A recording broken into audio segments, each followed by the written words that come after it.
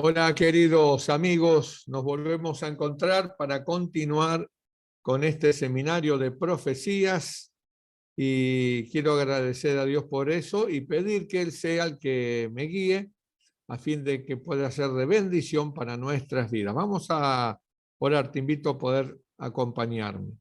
Amado Padre Celestial, estamos juntos ahora y quiero grabar este capítulo 8 de Daniel. Y te pido que tú me dirijas, que el Espíritu Santo sea el que guíe, sea claro, pueda ser didáctico, que las imágenes también puedan ayudar a comprender y que podamos ser impresionados a través de ti, Señor, en las maravillas de estas revelaciones de tu palabra. Que esto nos afirme en la fe y nos haga dar cuenta cómo en tu gran amor nos has dado a conocer los eventos estaban escritos antes de que sucedieran para que podamos confiar y creer cada día más en ti. Ayúdanos a entender este tema en el nombre de Jesús. Amén. Hola queridos amigos, qué lindo poder grabar este cuarto tema porque vimos Daniel 2, un tema, Daniel 7 lo vimos en dos temas, o sea que ya tenemos tres, primera parte y segunda parte de Daniel 7. Y ahora vamos a este cuarto tema, que es Daniel capítulo 8, la visión del carnero y el macho cabrío. Algo vimos en el capítulo 7, correcto, el otro día, pero ahora vamos a ir puntualmente al capítulo 8 y vamos a ver dónde coloca el Señor la lupa para poder ver en este marco profético de Daniel, de la época de Daniel, de Babilonia, hasta la segunda venida de Cristo, donde Dios coloca la lupa para que veamos más detalles de algún pedazo de ese lapso de la historia. Bien, vamos a avanzar a Daniel capítulo 8, versículo 1. Vamos a ir versículo por versículo hoy para comprender mejor esto que es realmente apasionante. En el año tercero del reinado del rey Belsasar, cuando leemos esto, tenemos que nuestra mente pensar que estamos en el último año del reinado de Babilonia. Belsasar era el sucesor de Nabucodonosor y el tercer año de Belsasar era el año en que los medo-persas iban a tomar Babilonia. Así que en ese periodo, ya cuando terminaba ya prácticamente el reinado de Babilonia, le había profetizado cuando era joven a Nabucodonosor, los años habían pasado. Daniel era un hombre ya de mucha edad y ahora la visión se le aparece a él, dice el texto bíblico. Me apareció una visión a mí, Daniel, después de aquella que me había aparecido antes. Vi en visión, dice, y cuando la vi, yo estaba en Susa, que es la capital de la provincia de Elam. Vi pues en visión estando junto al río Ulai. El primer año de Belsasar, el año 540 a.C., su tercer año era por consiguiente el 538 a.C., cuando Daniel tenía más o menos unos 80 años de edad, en vista de que aproximadamente tenía unos 20 cuando fue llevado a Babilonia en el primer año de Nabucodonosor, en el 605 a.C. Miren cómo han pasado los años y ahora a Daniel se le presenta para nosotros esta otra visión. Dice el versículo 3, alcé los ojos y miré aquí un carnero que estaba delante del río y tenía dos cuernos.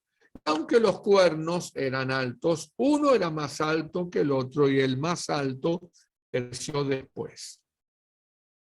Si vamos al versículo 20 ahora, ¿se acuerdan? El ángel le va a explicar a Daniel, porque en el capítulo 8, en el versículo 20, aquí está, dice, en cuanto al carnero que viste, que tenía 2 cuernos. Estos son los reyes de Media y de Persia. Esto es realmente increíble, ¿no es cierto? Un carnero para simbolizar a los medo-persas.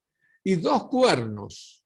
El carnero representa los imperios, un imperio. Los cuernos, reyes, ¿correcto? ¿Se acuerdan de Daniel 7? La bestia espantosa con 10 cuernos en su cabeza, que eran los reyes del viejo mundo, ¿no es cierto? Aquí tenemos a los persas, los cuernos simbolizando a Darío y a Ciro, quien creció después porque Darío va a morir primero. Versículo 4. Vamos a leer el 4 antes de este que está en pantalla porque nos dice que el carnero, vi que el carnero hería con los cuernos al poniente, al norte y al sur, y que ninguna bestia podía parar delante de él, ni había quien escapase de su poder, y hacía conforme a su voluntad, y se engrandeció. O sea que está contando de que este poder, que son los medo-persas, que aparecerían después de Babilonia, estaban formados por los reyes Ciro y Darío, y que dominaban en todo el territorio que estaban dominando, pero que vendrían contra Babilonia, porque en el versículo, ¿no es cierto?, 5, dice aquí, en el versículo 5, dice, mientras yo contemplaba esto, los medo-persas tenían un territorio, pero cuando él está contemplando los medo-persas, de pronto le aparece otra bestia, un macho cabrío. Venía del lado del poniente, sobre la faz de toda la tierra, a mucha velocidad, sin tocar tierra.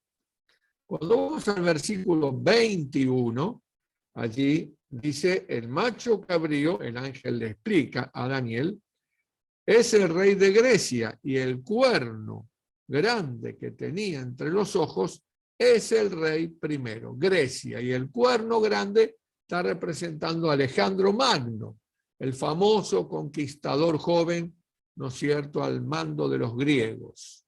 Qué interesante, qué maravilla cuando uno ve esto, porque al entender que el ángel le está explicando a Daniel, ¿no es cierto?, y le explica claramente que el carnero es los reyes de Media y de Persia, y el macho cabrío representa a Grecia, ¿correcto? Va a venir contra el cuerno, contra los 2 cuernos, perdón, del carnero, porque en el versículo 6 dice, vino al carnero de 2 cuernos que yo había visto en la ribera del río, y corrió contra él con la furia de su fuerza, y lo vi que llegó junto al carnero, se levantó contra él, lo hirió y le quebró sus 2 cuernos. Ahora, sabiendo que el carnero representa a Medo-Persia, sabiendo que los cuernos representan a sus 2 reyes, Ciro y Darío, sabiendo ahora porque el ángel le explica a Daniel en el capítulo 8, versículos 20 y 21, y en el 21 le dice que el macho cabrío es el imperio griego y el cuerno notable, su rey primero, que por historia sabemos que fue Alejandro Magno. Nosotros ya estamos en condiciones, querido amigo, de poder leer y traducir, o sea, decodificar. Entonces, ¿cómo lo haríamos? Miren qué interesante. Versículo 3, a partir del 3 voy a leerlo traducido, decodificado. Alcé los ojos y miré aquí a los medo-persas que estaban delante del río. Y estaban los reyes Ciro y Darío. Y aunque los reyes Ciro y Darío eran fuertes, uno era más fuerte que el otro, y el más fuerte creció finalmente. Vi que los medo-persas herían, dominaban con sus reyes Ciro y Darío al poniente, al norte y al sur, y que ningún otro imperio podía parar delante de él, ni había quien escapase de su poder, y hacía conforme a su voluntad. Mientras yo contemplaba esto, he aquí los griegos venían del lado del poniente, sobre la faz de toda la tierra, sin tocar tierra. Y aquel imperio griego tenía a Alejandro Magno, o sea, como cabeza de este imperio. Y vino hasta los medo-persas de los reyes Sirio y Darío, que yo había visto en la ribera del río, y corrió contra él con la furia de su fuerza, y lo vi que llegó junto a los medo-persas, se levantó contra ellos, lo hirió y le quebró sus cuernos, sus reyes. Y los medo-persas no tenían fuerzas para pararse delante de él. Lo derribó, por tanto, en tierra y lo pisoteó, y no hubo quien librase a los medo-persas del poder de los griegos. Esto es increíble porque esto no había sucedido todavía. Babilonia era el imperio. Está escribiendo el tercer año de Belsasar. Usted piense, querido amigo, querido oyente, que Dios está anticipando siglos a estos eventos que ocurrirían en el futuro. Usted piense que Alejandro Magno, en este caso, no había ni nacido. Este rey primero, que es Alejandro Magno históricamente, no había ni nacido siquiera. O sea, esto es increíble, realmente increíble. Más, cuando uno lee los libros de historia, hay muchísimos, y por allí hay una historia muy interesante que dice que la batalla principal que se peleó entre los medo-persas y los griegos fue a orilla de un río. De un lado estaban los medo-persas con cerca de 1 millón de personas. Imagínense un ejército de 1 millón. No entra en la mente, pero así fue. Pero Alejandro Magno tenía 50.000, nada más. La historia nos cuenta que Alejandro Magno había traído camellos y los había ocultado detrás de arbustos de fuerte olor, porque el caballo no puede sentir olor al camello, sale espantado. Los medo-persas tienen esos carros con las lanzas que salían de las ruedas, lo que cortaban las patas a los caballos, y también cortaban las ruedas de los carros contrarios, o sea, estaban armados hasta los dientes. Pero ¿qué sucedió? Cuando vinieron avanzando esa cantidad como marabunta, las hormigas, ¿no es cierto?, contra Grecia, Alejandro Magno había dividido su ejército en 5 postas distintas, ¿correcto? Y cuando ellos avanzaron con sus carros, largaron los camellos. Los caballos de los carros se enloquecieron, dice la historia, y comenzaron a dispararse para cualquier lado, matándose entre ellos. En medio de tremenda confusión, Alejandro Magno dio la orden y de 5 puntos distintos comenzaron a atacar. Para la mente de los medo-persas, venían por todos lados, así que comenzaron a huir y a matarse entre ellos. Inteligente, dicen los historiadores que Alejandro Magno cambió el método de pelear. Bien. Aquí tenemos, en cuanto a la idoneidad de este símbolo, o sea, el macho cabrío, para representar a los griegos, Tomás Newton observa que los macedonios, los griegos, como 200 años antes de Daniel, se llamaban Egedas o pueblo de las cabras. Su primer rey, Carano, mientras iba con una multitud de griegos a buscar nuevas moradas en Macedonia, recibió del oráculo la orden de llevar cabras como guías que los condujesen al imperio. Y al ver más tarde un rebaño que huía de una tempestad, la siguió hasta Edesa, donde fijó la sede de su imperio. Hizo de las cabras sus señas o estandarte y llamó a la ciudad Egea o ciudad de las cabras y a sus habitantes Egedas o el pueblo de las cabras. La ciudad de Egea era el lugar donde solían enterrar a los reyes macedónicos. Fíjense qué interesante, porque históricamente, 200 años antes, ya Carano había sido el primer rey de los griegos. Pero el rey primero, el principal, ¿correcto?, fue Alejandro Magno, que llevó al apogeo a los griegos a ser el imperio mundial en muy pocos años, lo que presenta la profecía. Así que ahí vemos a Daniel, aquí en una pintura, como si estuviese arriba de los tejados de Babilonia, contemplando esa visión entre el carnero y los medo-persas, con la información que se le había dado. Correcto. Vi que llegó hasta el carnero y se levantó contra él, lo hirió y quebró sus 2 cuernos. Alejandro Magno, este conquistador increíble. El hijo de Alejandro Magno, con Roxana, se llamó Alejandro Egos, o hijo de la cabra. Sus sucesores son representados en monedas con cuernos de cabra. Por eso un macho cabrío para los griegos. La historia, muy interesante, ¿no es cierto?, nos va a contar un dato muy curioso. ¿Por qué? Cuando leemos Daniel 8 y 9, dice lo siguiente: el macho cabrío, o sea, los griegos, se engrandeció sobremanera, claro, porque conquistó el mundo entonces conocido. Dice entonces, pero estando en su mayor fuerza, ya, ¿se acuerdan? Alejandro Magno, dice la historia, que no tenía más nada que conquistar, había llegado al top de su poder, no había más nada para conquistar, todo el viejo mundo era de Grecia.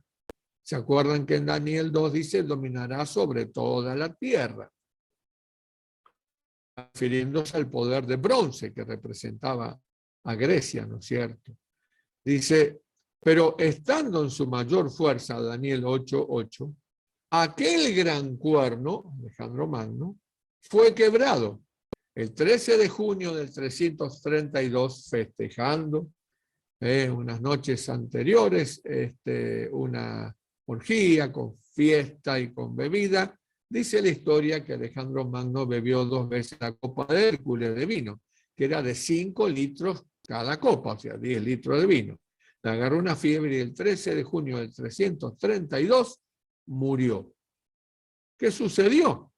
Bueno, le sucedieron sus 4 generales, Lisímaco, Ptolomeo, Casandro y Seleuco, ¿correcto? Que se dividieron el viejo mundo. Entonces, ¿qué dice la Biblia? Y en su lugar salieron otros 4 reyes notables hacia los 4 vientos del cielo, o sea, territorios norte, sur, este, oeste. Se dividieron el viejo mundo. Y de uno de ellos salió un cuerno pequeño. Aquí aparece en Daniel 8 el cuerno pequeño también. Aquí aparece el cuerno pequeño, que ya sabemos quién es por Daniel 7. La información que vamos corroborando históricamente ahora la aplicamos aquí.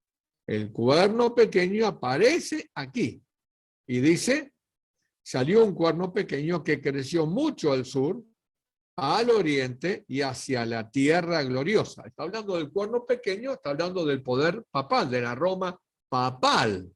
La Roma imperial era la Roma que tomó a Grecia.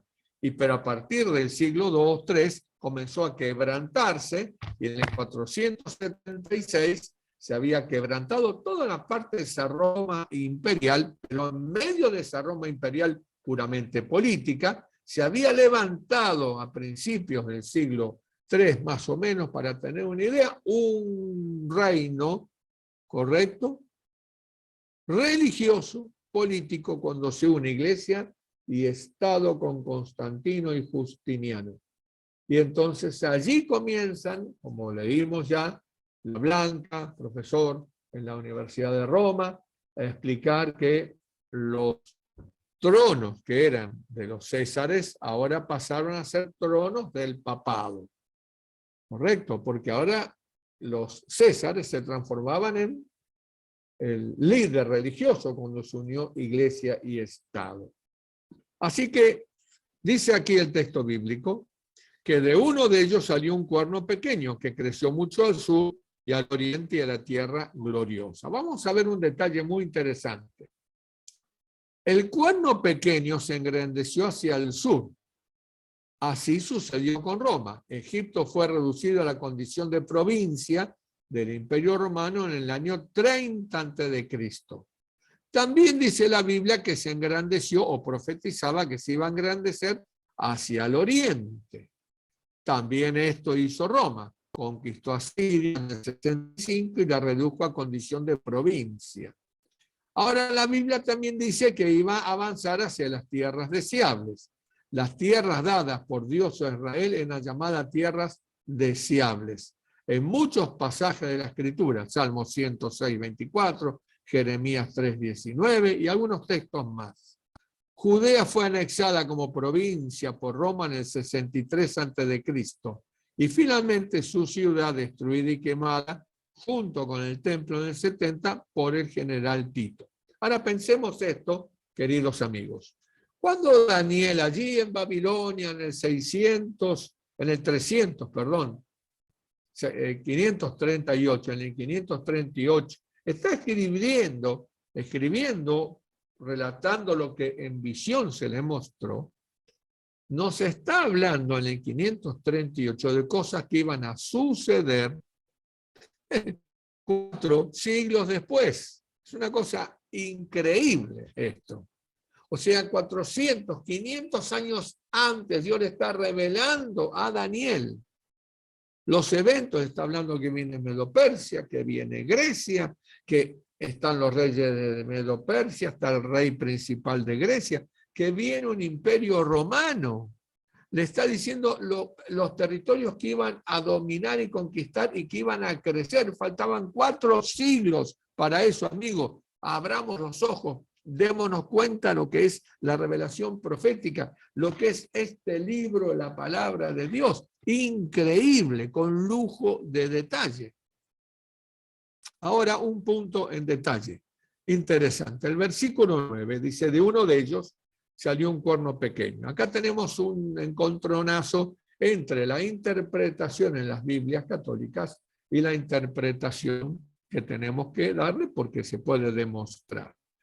El cuerno pequeño, dicen ellos, salió de uno de ellos, o sea, ¿se acuerdan? Que Antíoco IV Epífanes, que está en el capítulo 7 de Daniel, en la segunda parte y en la primera parte también, explicado, nos dice que Antíoco IV Epífanes, para la Iglesia Católica Apostólica Romana, cumple las funciones del cuerno pequeño. Ya demostramos en Daniel 7, segunda parte, que esto no cumple para nada, perfectamente lo demostramos.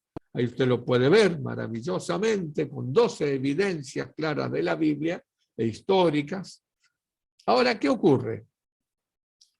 Si sale de los vientos, de los territorios, ¿correcto? O sale de los cuernos. Son 2 cosas posibles, porque dice el versículo 8, que en su lugar, en lugar de este cuerno notable que era Alejandro Magno, salieron otros 4 cuernos reyes, Lisímaco, Ptolomeo, Casandro y Seleuco, notables reyes, hacia los 4 vientos del cielo. Y de uno de ellos, la pregunta es, ¿de uno de ellos de qué? ¿De los cuernos o de los vientos? Si fuese de los cuernos, bueno, aparentemente podría ser. Sería una característica más que se cumpliría. Pero ellos dicen que fue de los cuernos, de Seleuco, que tuvo 28 dinastías, el 8º sucesor fue Antíoco IV Epífanes. Pero hay otra interpretación que dice que no, que el cuerno notable, ¿no es cierto?, salió de los vientos, o sea, de uno de los territorios. Acuérdense que según Daniel 2 y Daniel 7, los imperios que presentaba la lupa profética era Babilonia, Medo-Persia, Grecia, Roma. El quebrantamiento de Roma en 10 y entonces un cuerno pequeño. Ya vimos que Antíoco IV Epífanes, siendo 8º sucesor de Seleuco en la época de los griegos, no cumple, no da la fecha. Estamos 2 siglos de diferencia. No puede ser. Pero si lo vemos desde los vientos, los territorios que estos 4 generales habían tomado, entonces vemos que se puede cumplir. El texto dice de uno de ellos. ¿Por qué resalto esto tan importante? Miren qué interesante. Se refiere a uno de los cuernos o uno de los vientos. En el hebreo, vientos es masculino. Mi papá era árabe, de paso, vino de Líbano. Ellos decían la sol y el luna. Yo me reía, era chico, ¿no? Como el sol, claro, tiene los artículos cambiados. En el hebreo vientos es masculino y cuernos es femenino, porque su raíz es la cornamenta. La raíz de la palabra es femenino. Daniel 8:9 dice de uno de ellos, por lo tanto, esto nos indica que el cuerno pequeño no puede haber salido de los cuernos, que es femenino, sino de los vientos, que es masculino, o territorio que los cuernos ocuparon. Así que con esto, entendiendo un poquito el hebreo, podemos entender perfectamente que en hebreo no se está refiriendo a cuernos, que el cuerno pequeño salió de los reyes, sino de los territorios que estos ocuparon. Bien, versículo 10. De paso, quiero comentar algo, ¿no? En un libro de historia, no recuerdo el título ahora, me lo regalaron hace muchos años, todo fotocopiado, un profesor de un colegio, un director de un colegio, y recuerdo que entre lo que leí históricamente que en un momento determinado Alejandro Magno sitia Jerusalén. Y cuando sitia Jerusalén esperan que los hebreos salgan. Claro, su agua, sus verduras, sus huertas, su cultivo estaba afuera de las murallas. Así que era resistir hasta donde la panza diga no doy más, pero si salías te mataban. Si presentabas batalla, que no querían, y si se quedaban adentro se morían de hambre. ¿Qué hacer? Bueno, dice la historia que de pronto Alejandro estaba apostado allí sitiando Jerusalén y se abrió la puerta y salieron dos personas, un sumo sacerdote, que según lo que leí se llamaba Sadruc, y su levita al lado, con un rollo, ¿no es cierto? Un rollo debajo del brazo, un rollo profético. Se acercaron hacia Alejandro Magno, dice la historia, y le mostraron exactamente este capítulo 8. Alejandro tenía un ego muy grande. Ustedes saben que Alejandro Magno, ciudad que conquistaba, le ponía Alejandría, en honor a él, ¿no? Hasta dice la historia que había un soldado en una batalla se había cobardado, había desistido, entonces fue llevado frente a Alejandro. Y Alejandro le preguntó, ¿cómo te llamas? Y el joven le dijo Alejandro. Y Alejandro le dijo, o eres valiente en la próxima o te cambias el nombre. O sea, para Alejandro, el ser Alejandro era aparentemente muy importante, ¿no? Así que cuando le explicaron las profecías, le explicaron que el cuerno notable, anticipado por siglos al profeta Daniel, era él, Alejandro quedó tan impactado con esta profecía que dice que no tomó Jerusalén, entró con un séquito de generales, adoró a Jehová en Jerusalén y siguió rumbo a otra batalla, pero dejó a Jerusalén tranquila. Ojalá que el Espíritu Santo nos impacte como por lo menos en ese momento, más allá del ego, impactó a Alejandro Magno, generando un cambio. Ojalá que el Espíritu Santo también impacte tu vida, así como ha impactado la mía con las profecías, de ver que tenemos un libro tan impresionante que nos revela con lujo de detalle los acontecimientos antes que sucedan. Amigo, estudia, escucha los videos, vuélvelo a colocar, míralo una y otra vez, escribe en una carpeta, cómprate un cuaderno, mira con esa lupa bíblica las revelaciones que Dios nos ha dado. Yo trato de ser lo más claro posible para que podamos comprender, transmitir lo que a mí me impactó en mi vida y me ha sostenido en medio de mis batallas. Seguimos avanzando. Dice entonces, aquí, se engrandeció contra el ejército del cielo. El cuerno pequeño se engrandece contra el ejército del cielo. Aquí tenemos una maqueta, una pintura de lo que era el santuario, correcto, ese santuario creado por Dios para Israel, para que puedan entender cómo Dios iba a hacer la expiación de los pecados y la mediación en nuestro favor. Pero la pregunta es, ¿quién es el ejército del cielo? Porque acá dice la Biblia que el cuerno pequeño, el papado, se engrandeció contra el ejército del cielo. Bueno, yo no creo que haya podido hacer guerra contra los ángeles que están en el cielo. ¿A qué se refiere con el ejército del cielo? Éxodo 7, versículo 4. Cuando vamos a la Biblia, en Éxodo, capítulo 7, versículo 4, nos encontramos con lo siguiente. Allí hay un hecho en Éxodo 7 que es cuando muere Moisés, le sucede a Josué, ¿correcto? No, perdón, este no, es el que sigue. En Éxodo 7:4 es cuando Moisés está frente a Faraón, correcto. Y allí en el capítulo 7, versículo 4, Dios le dice a Moisés, Faraón no te oirá, mas yo pondré mi mano sobre Egipto y sacaré a mis ejércitos. Moisés está allí, correcto, en este capítulo 6 de Éxodo, correcto, hablándole, ¿no es cierto?, a Moisés y a Aarón. Y en el capítulo 7, correcto, allí, que es terminación del capítulo 6, en el versículo 4 le dice Dios a Moisés, Faraón, yo te mando a Egipto a sacar a mi pueblo, no a sacar a los hebreos, que estaban esclavos, ya 400 años de esclavitud. Pero el Faraón no te va a oír, mas yo pondré mi mano sobre Egipto y sacaré a mis ejércitos. ¿Cómo llama Dios a su pueblo? Su ejército, exactamente. ¿Quién es el ejército del cielo? Su pueblo. ¿A quién persiguió el cuerno pequeño el papado en la Inquisición? A los que querían guardar los mandamientos de Dios, su pueblo. Se cumple perfectamente lo que dice Daniel 8. Ya lo vimos en Daniel 7, segunda parte.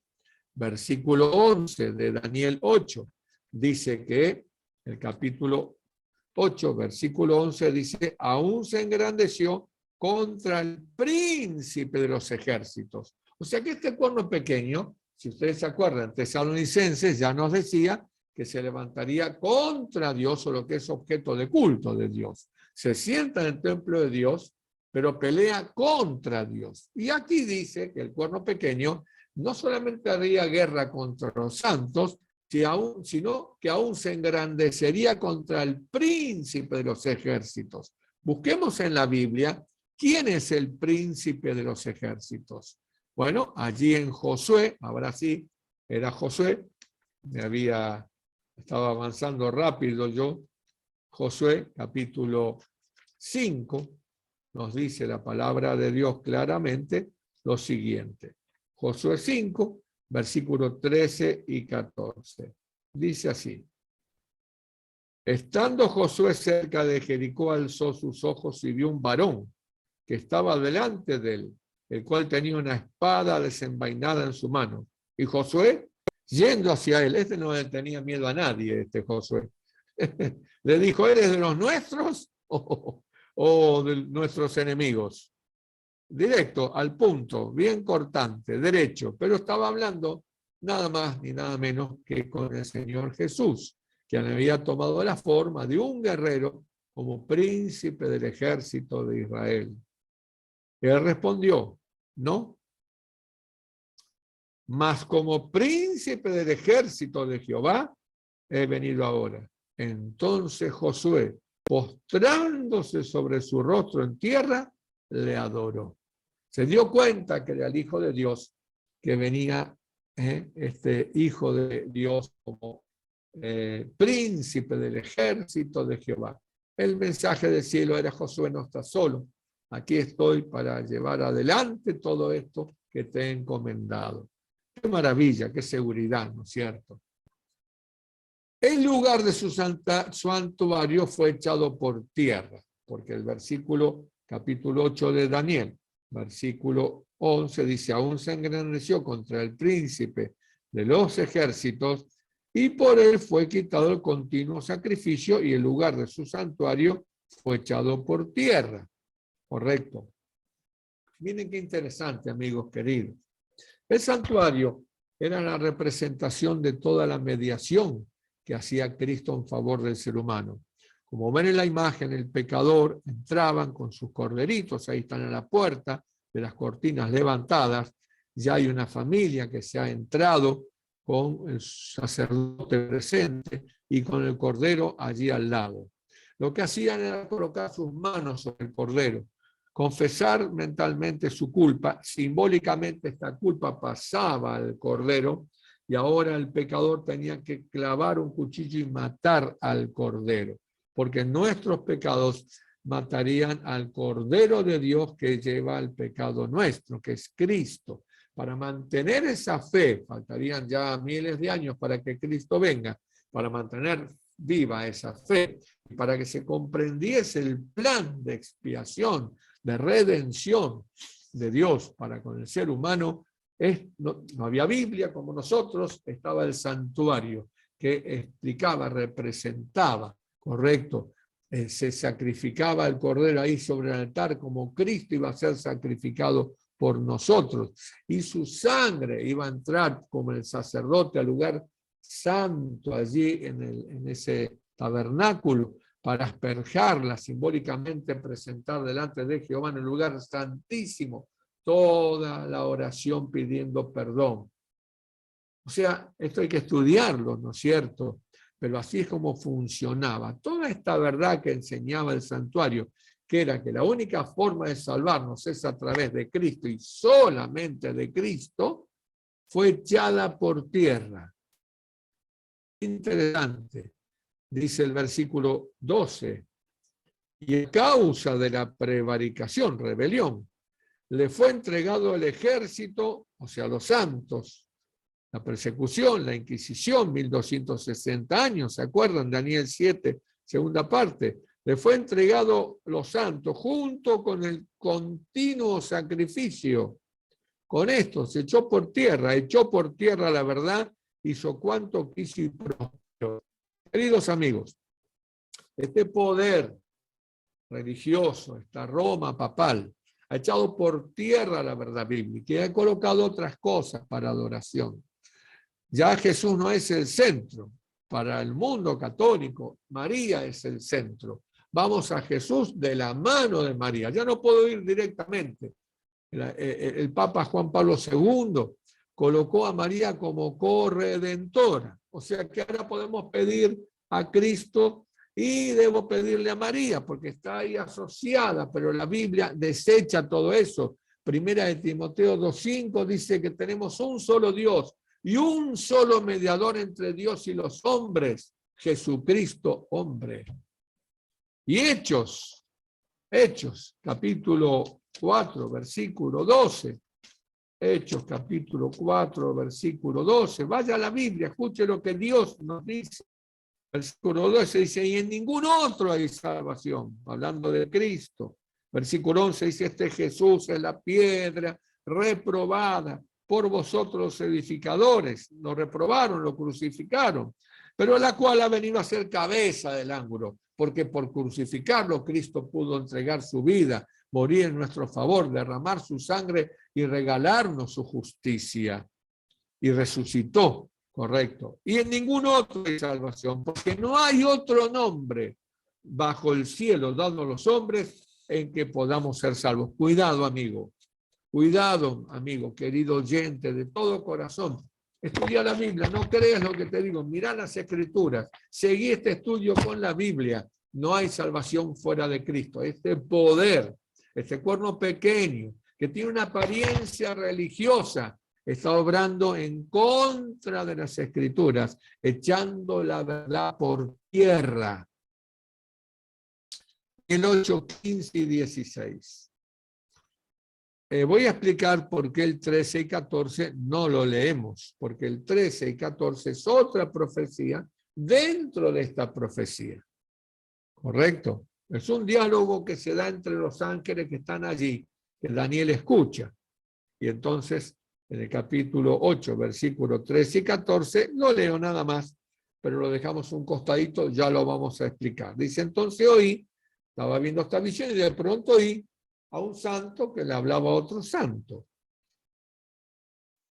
Y preguntó a aquel que hablaba, ¿hasta cuándo durará la visión del continuo sacrificio y la prevaricación azoradora entregando el santuario y el ejército para ser pisoteados. O sea, ¿hasta cuándo va a durar esto de echar por tierra toda la verdad, de seguir persiguiendo a los hijos de Dios? ¿Hasta cuándo va a durar esto?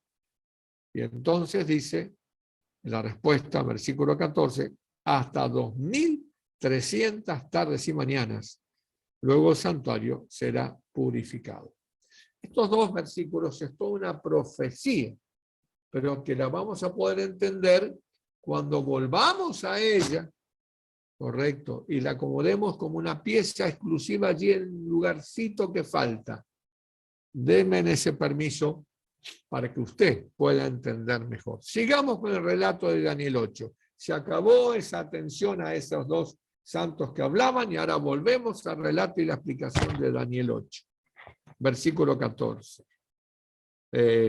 perdón.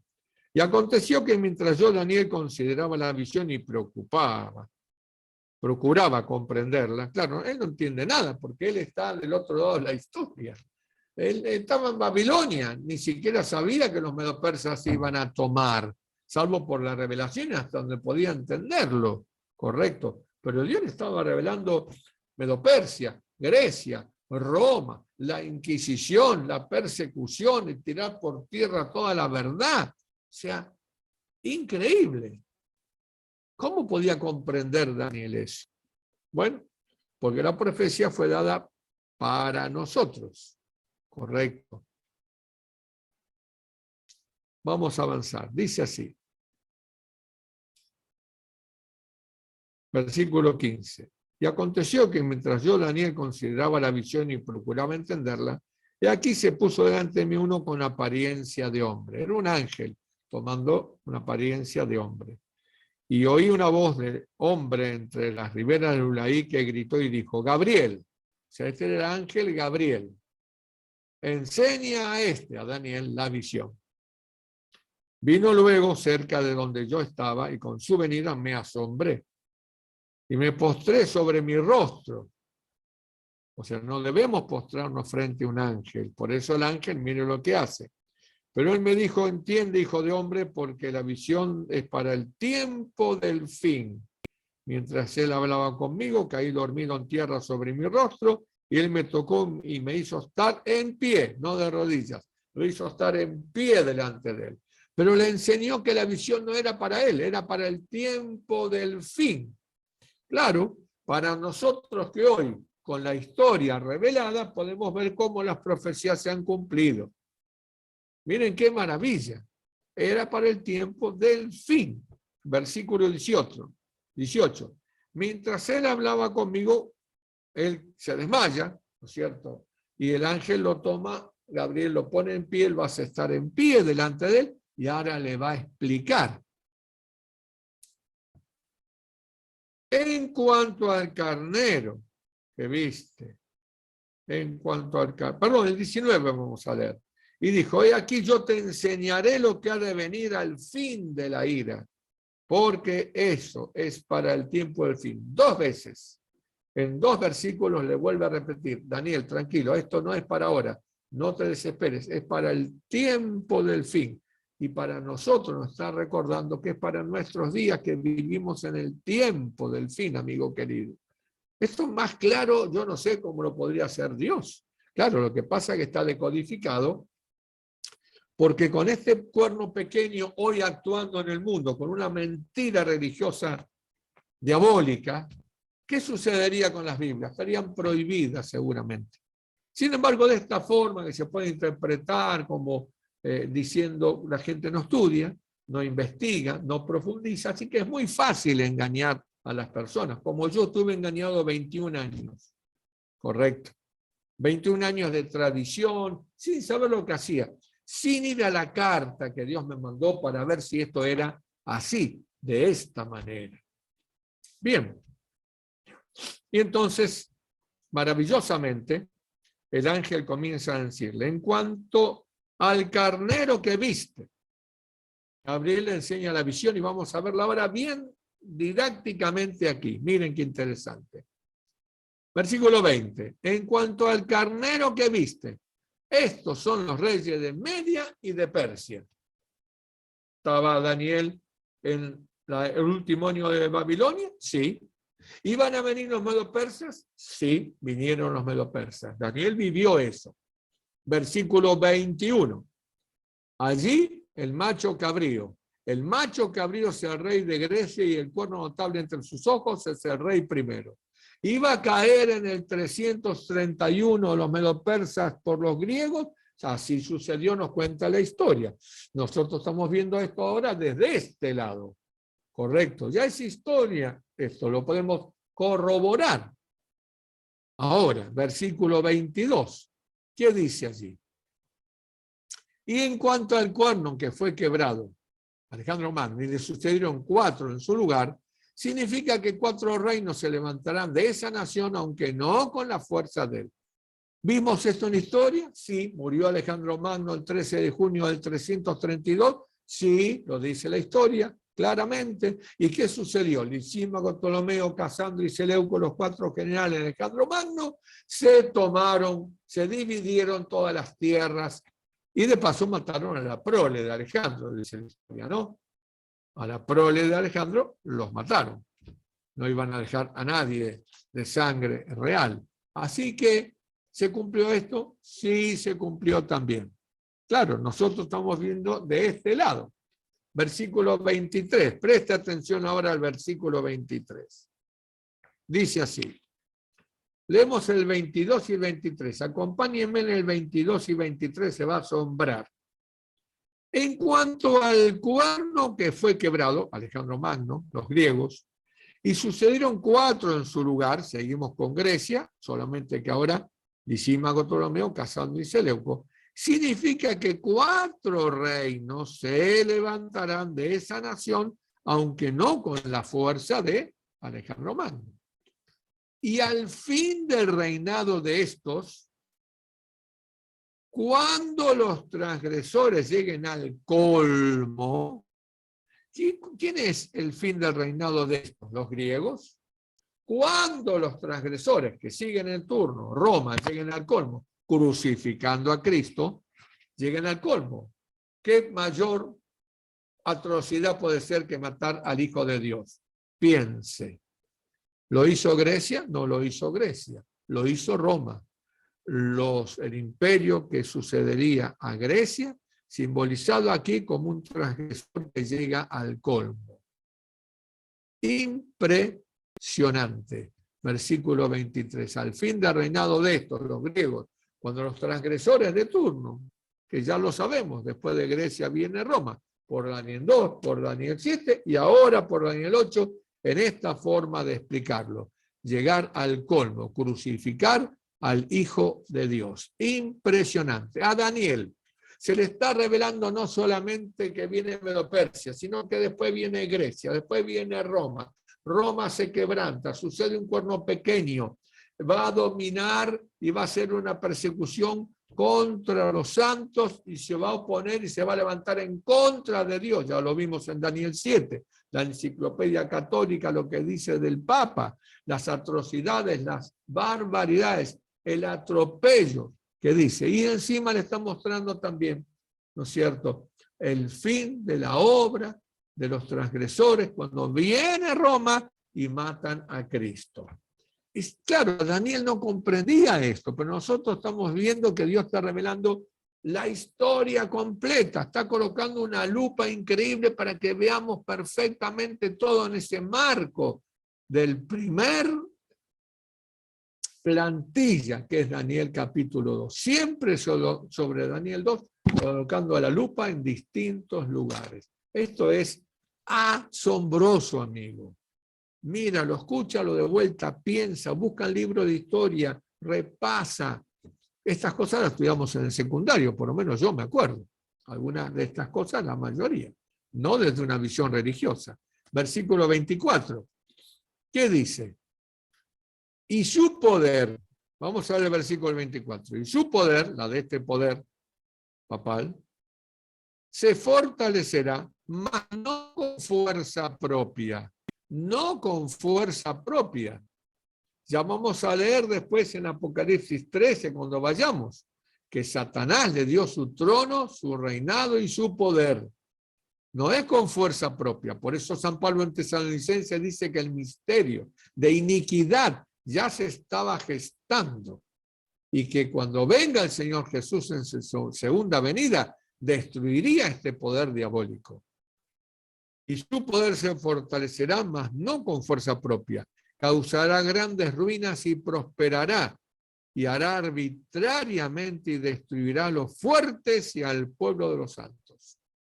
¿Quiénes son los fuertes? Los gobernantes, los reyes de la tierra. Y a los santos. También engaña a los reyes de la tierra. Es muy interesante. Ya lo vamos a ver más adelante. Versículo 25. ¿Qué dice? Con su sagacidad a prosperar en engaño en su mano, y su corazón se engrandecerá, y sin aviso destruirá a muchos. Y se levantará contra el príncipe de los príncipes, pero será finalmente ¿qué? Quebrantado, aunque no por mano humana. ¿Y cómo no por mano humana? Claro, porque Daniel 2 ya nos revelaba que una piedra sería cortada en ese tiempo, no con mano humana, en los pies de hierro y de bronce, perdón, de hierro y de barro, o hierro y arcilla, que simboliza la división del viejo mundo hasta el día de hoy, que se ha extendido a todo el mundo actual conocido. Estamos en esa división en los días de esos reyes, y el Dios de los cielos levantará un reino que no será jamás destruido. ¿Qué revelación se le ha dado a Daniel? Pero Daniel quedó enfermo, dice el versículo 27. Y yo, Daniel, quedé quebrantado y estuve enfermo algunos días. Y cuando convalecí atendí los negocios del rey, pero estaba espantado a causa de la visión y no la entendía. Claro, Daniel, porque no era para vos, era para nosotros, para que hoy podamos, con los libros de historia, con la historia revelada, poder ver exactamente todo esto. Amigos queridos, les quiero dejar este cuadro para que ya puedan volver a ver las profecías, volverla a verla de vuelta, repasarla, enséñele a sus hijos, muéstrele a sus amigos, dé a conocer todo esto. Escuche ahora. Daniel capítulo 2, Daniel capítulo 7 y Daniel capítulo 8. Vea usted la armonía increíble y maravillosa que encontramos en esta pantalla ahora, en este cuadro comparativo. Daniel 2, Babilonia simbolizada por la cabeza de oro. Pasa a ser un león de dos alas en Daniel 7 y en Daniel 8 prácticamente no se la nombra, sino recordando que estaba en el tercer año del reinado de Belsasar, que iba a caer Babilonia, correcto. Daniel 2 nos revela a los medopersas con los pechos de plata, correcto. En Daniel 7 con el oso, en Daniel 8 con un carnero de dos cuernos. El mismo imperio, representado simbólicamente. No es para confundir, es para camuflar, correcto. Y nosotros lo vamos decodificando y comprendiendo la profundidad y la belleza de esta armonía. Daniel 2 nos habla de Grecia como tercer imperio simbolizado por el bronce en Daniel 2, pero en Daniel 7 pasa a ser, con esa lupa, con más detalle, ese leopardo con 4 cabezas, porque Alejandro Magno nunca llegó a ser visiblemente, sino que murió y le sucedieron sus 4 generales, con una velocidad de conquista al doble de Babilonia. ¿Se acuerdan? Babilonia con 2 alas había tardado 16 años con Nabucodonosor, pero con 4 alas, con el doble de motor, la mitad de tiempo. Alejandro Magno había conquistado el mundo entonces, conocido con 8 años, en 8 años nada más. Muy bien, Daniel capítulo 8, simbolizando allí a este imperio griego que dice el capítulo 8, va a una velocidad sin tocar tierra, la velocidad de conquista de Alejandro Magno. El imperio de hierro en Daniel 2, simbolizando a Roma, el imperio de hierro simbolizado en Daniel 7 con una bestia espantosa, pues no se parece a ningún otro animal conocido. Y que le suceden 10 reinos en su cabeza, ¿no es cierto? Pero lo vamos a ver después eso. Daniel 8, la muerte de Cristo, correcto. El reino que surgiría después de los griegos, los de turno, que llegan al colmo, cuando los transgresores lleguen al colmo. Correcto. Bien, allí tenemos Daniel 2, un pincelazo de la división de los reinos sin dar más detalles, pero ahora en Daniel 7 le va a colocar la lupa con más detalle y allí encontramos al cuerno pequeño simbolizando al papado. Impresionante, correcto. Y en Daniel 8, hablando de ese cuerno pequeño que salía no de uno de los 4, sino de los territorios que abarcaban, ese cuerno que fue creciendo hacia el sur y hacia la tierra gloriosa, el cuerno pequeño. ¿Cómo termina con la segunda venida de Cristo? Un reino no con mano humana. ¿Cómo termina Daniel 7? Con la segunda venida. ¿Y cómo termina Daniel 8? Con la segunda venida. Vendrá el juez, le quitará su dominio. En medio de todo esto, allí en Daniel 7, se nos recuerda, no lo olvidemos, con esa flecha amarilla hacia arriba, que en el cielo comenzó un juicio. También vamos a estudiar eso justamente cuando veamos otra profecía, y allí le agregaremos los versículos 13 y 14 que hoy no pudimos ver porque no es para ahora. Querido amigo, Dios te bendiga, con todo mi corazón lo deseo.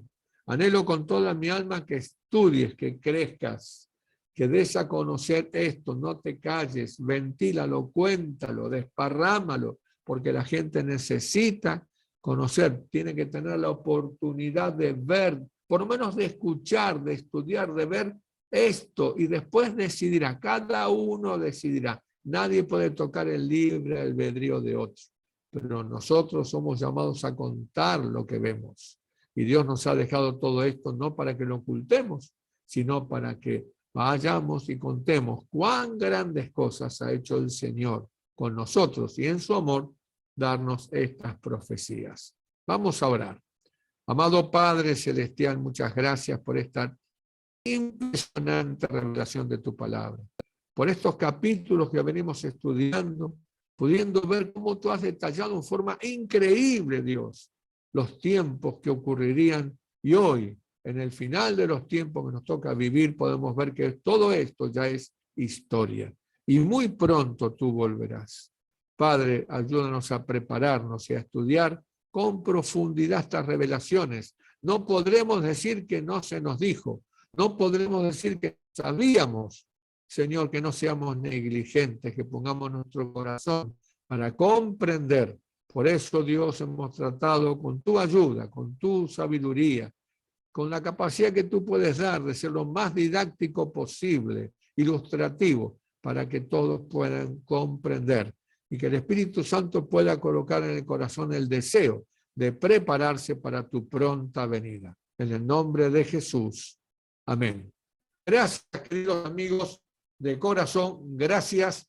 Para la próxima nos volvemos a encontrar avanzando con Apocalipsis capítulo 12. Muchas gracias.